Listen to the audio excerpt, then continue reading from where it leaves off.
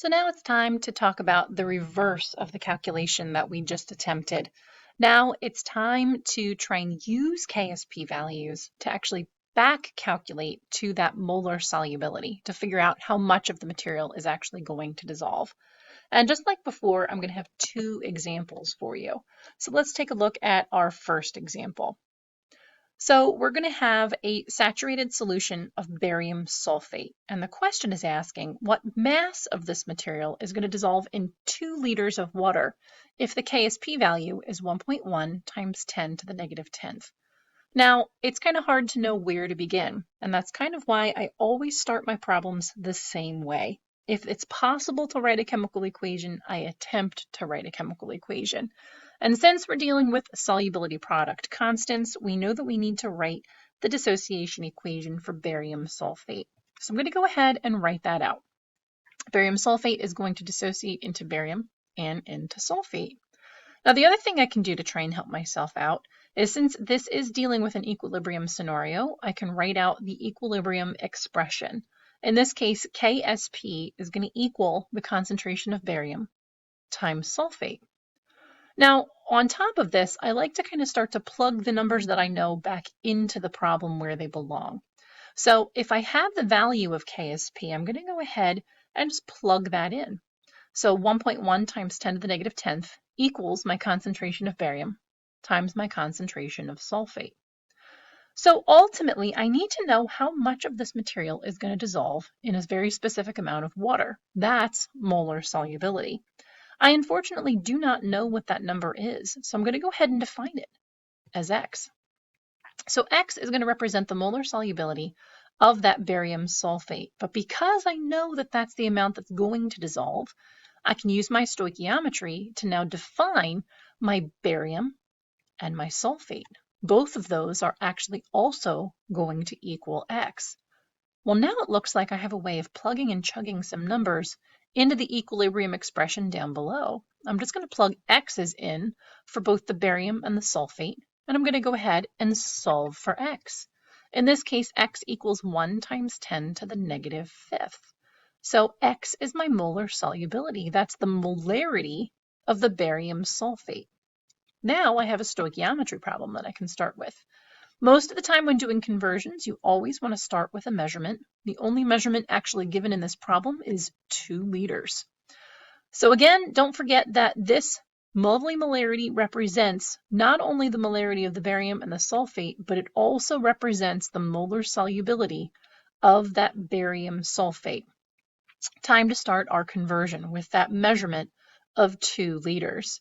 Now I can convert the liters into something else. I can convert the liters into moles because I now know the molarity.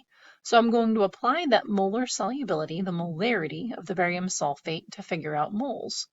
And from moles, I can convert it back to grams by using its molar mass of 233.38.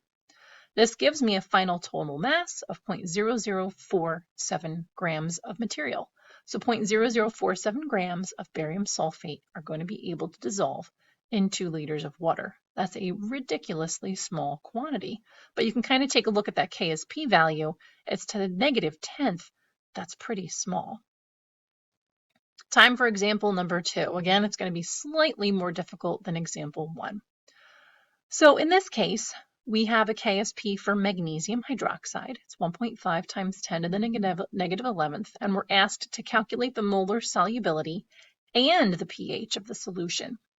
So again, because I have nowhere else to start, let's always start in the same place. Let's start by writing out a balanced chemical equation. If I'm dealing with solubility product, I better write a dissociation equation for magnesium hydroxide. It's going to look a little something like this. MgOH2 will dissociate into magnesium and 2 hydroxide ions. The second thing that I should do is, since I know this is an equilibrium problem, I should write out the equilibrium expression before going any further. In this case, KSP is going to equal the concentration of magnesium times the concentration of hydroxide squared. Again, the coefficient affects that number. So now let's play with the numbers that I do know. I do know the value of KSP, so I'm going to go ahead and plug and chug that in, 1.5 times 10 to the negative 11th, but I don't know anything else. The only thing that I do know is that I'm asked for the molar solubility of the magnesium hydroxide. I'm going to go ahead and define that as X.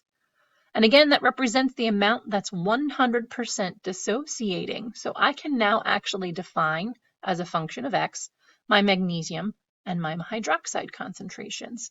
The magnesium is going to be exactly the same. It's going to be equal to X. But notice how the hydroxide goes in as 2X, because it's going to be double the magnesium hydroxide concentration. If you don't remember what that looks like, go back over to the first video where we talked about those mole-to-mole ratios.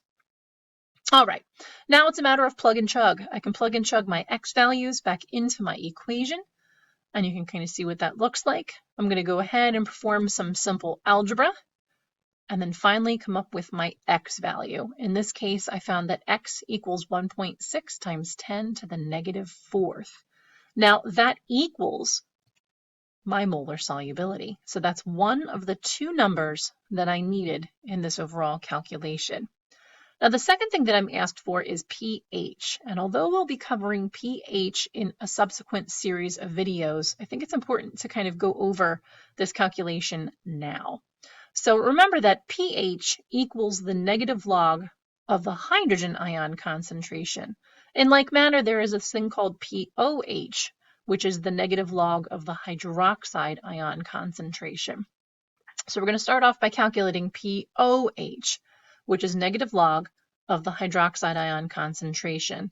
Now, luckily, I knew what that was. If X equals 1.6 times 10 to the negative 4th molar, my hydroxide ion concentration is 2X, or double that value. So I'm going to plug and chug that number in and simply take the negative log of that number in the calculator. That gives me a value of 3.49 for its pOH. Now, a secondary equation that's very important to remember is that pH plus pOH will always equal 14. So if I subtract the 3.49 away from the 14, I should end up with my pH value. And that actually ends up being 10.51.